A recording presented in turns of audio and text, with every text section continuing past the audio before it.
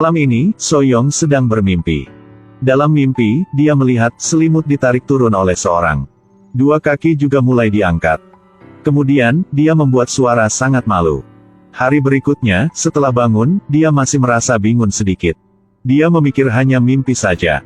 Tetapi dia mimpi terasa sangat nyata. Yang paling penting, dalam mimpi ini, dia sudah mimpi sama beberapa hari. Soyong adalah mahasiswa di universitas. Kelihatan sangat cantik dan pintar. Tetapi hal yang aneh, dia tidak suka dengan siapapun. Sahabat dia mengajak dia ke pesta pada malam. Soyong tidak usah memikir, langsung menolak saja. Hari ini, profesor memanggil Soyong ke kantor. Di sini dia melihat satu gambar yang menjijikkan. Pria ini adalah senior Soyong. Mereka pernah berkencan. Tetapi senior ini juga sama dengan cowok mesum. Mengikuti Soyong dimanapun, kapan saja. Membuat dia tidak bisa tahan dan laporan ke polisi. Oleh karena itu, guru panggil dua orang untuk mengatasi masalah. Tentu saja, Soyong tidak setuju. Dia sangat marah dan langsung pergi. Tidak terduga, senior mesum itu juga mengikuti dia ke sini. Dan duduk di samping dia. Melihat itu, dia segera ambil tas dan pergi. Sampai sekolah juga tidak bisa datang. Pada malam, ketika dia sedang bekerja. Dalam warung kopi, dia melihat pria mesum itu lagi. Dia takut sampai menjatuhkan secangkir kopi. Dia melihat kembali dan tidak melihat pria mesum itu. Pada saat dia pulang, Soyong sedang berjalan kaki. Dan dia merasa ada orang di belakang dia. Dia melihat kembali berapa kali. Tetapi tidak ada siapa. Sampai kali terakhir, senior mesum itu sudah di depan wajah. Dia tidak minta maaf. Bahkan dia mau masuk rumah dengan Soyong. Tetapi Soyong sudah tahu orang ini bagaimana. Dan menolak semua. Soyong memikir ketika sampai rumah. Dia bisa aman. Tetapi pada saat dia sedang mandi, dia merasa ada orang di belakang. Seperti ada orang sedang melihat dia. Pada saat ini, senior sedang di luar pintu. Semangat mendengar gerakan di dalam. Pada malam ini, setelah Soyong tidur, dia mulai bermimpi sangat aneh. Setelah bangun, dia memikir. Dalam ini, dia merasa itu adalah penampilan seorang pria. Tetapi dia sudah kunci pintu. Bagaimana pria itu bisa masuk rumah? Soyong melihat keluar. Senior mesum itu masih di luar. Apakah pria itu adalah dia? Soyong tidak ke kampus berapa hari. Sahabat dia sangat khawatir. Dia datang ke rumah Soyong. Ketuk pintu beberapa kali tetapi tidak ada menjawab. Dia mencari kunci di pot bunga. Baru membuka pintu. Dia sudah melihat Soyong sedang berbaring di lantai. Dalam ruang ini, melihat kaki Soyong. Mungkin dia sedang bermimpi buruk.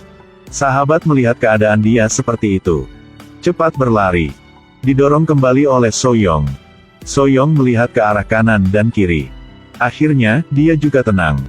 Dan bertanya sahabat, apakah dia melihat seorang pria atau tidak. Tetapi sahabat menjawab, pada saat dia masuk rumah, dia hanya melihat Soyong saja. Dalam ruang ini, tidak ada orang lain. Soyong memang takut. Dia merasa ada hantu. Tidak tahu ini hantu nyata atau hantu bernafsu. Hanya pada saat dia tidur, dia langsung kelumpuhan tidur. Pada saat ini, ada seorang wanita masuk ruang. Khawatir dan bertanya Soyong apa kabar? Wanita ini adalah kakak Miyong. Sebelum Soyong pinsang, sahabat tidak tahu harus melakukan apa. Dia menelpon untuk Miyong. Ketika melihat Miyong, Soyong tidak senang. Mereka sudah lama tidak bertemu sejak orang tua meninggal. Dia harus merawat Soyong. Tetapi setelah Soyong belajar di universitas, Miyong pindah keluar. Meskipun Soyong berusaha menghentikan, tetapi Miyong tetap pergi. Dan dia tidak mau kenal dengan Soyong lagi. Kemudian dia langsung pergi, hanya Soyong tinggal sendiri saja.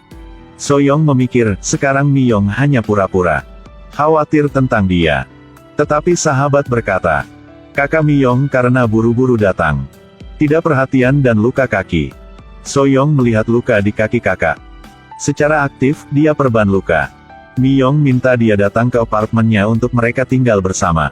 Ketika melihat ruang sangat kosong, bahkan televisi juga tidak ada. Akhirnya, Soyong sudah mengerti. Dua orang berbaring bersama di tempat tidur. Ini adalah kesempatan baik untuk mereka berbicara. Tetapi setelah mereka tidur, pintu lift tiba-tiba buka. Apakah hantu itu juga mengikuti Soyong ke sini? Pada hari berikutnya, Soyong pergi ke ruang makan. Miyong sedang siap makanan sarapan, dia kaget ketika melihat perut Soyong. Soyong juga menemukan. Hanya setelah 1 malam saja, perut dia tiba-tiba besar. 2 orang cepat datang ke rumah sakit untuk memeriksa. Dokter berkata dia sedang hamil. Sudah hamil 2 bulan.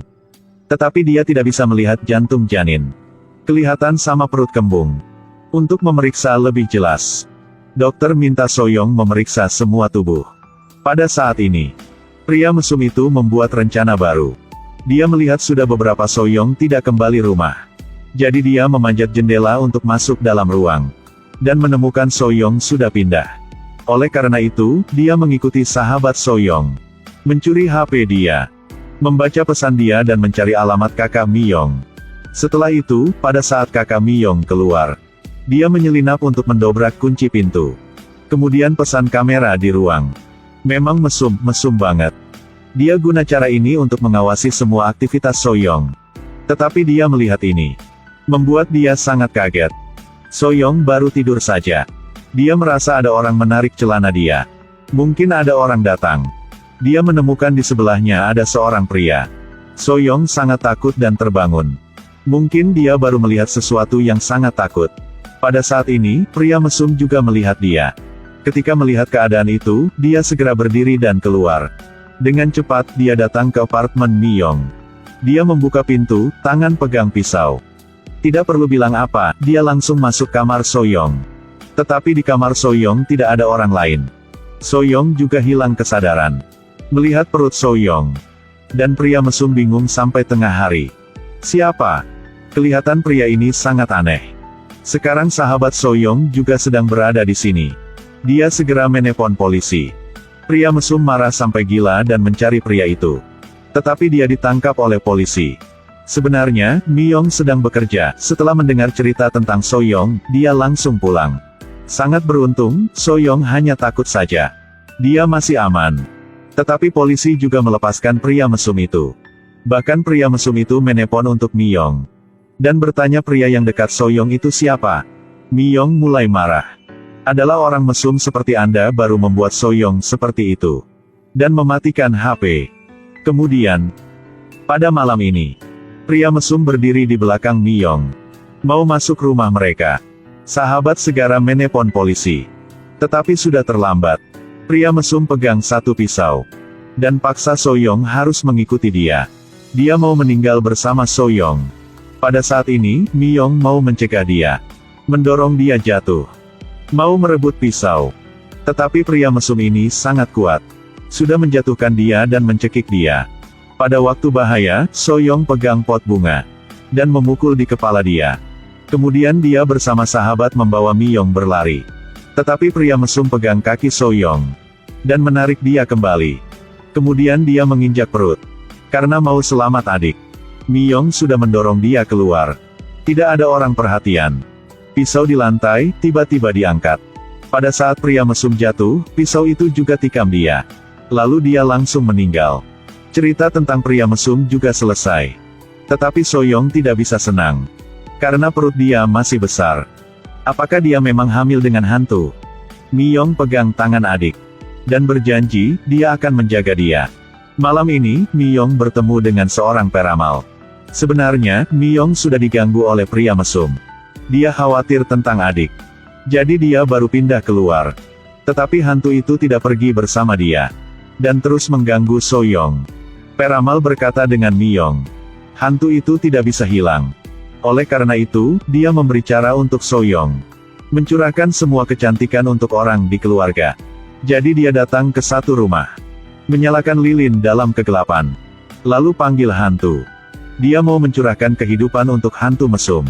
Setelah 1 malam bersama hantu, semua hantu akan hilang.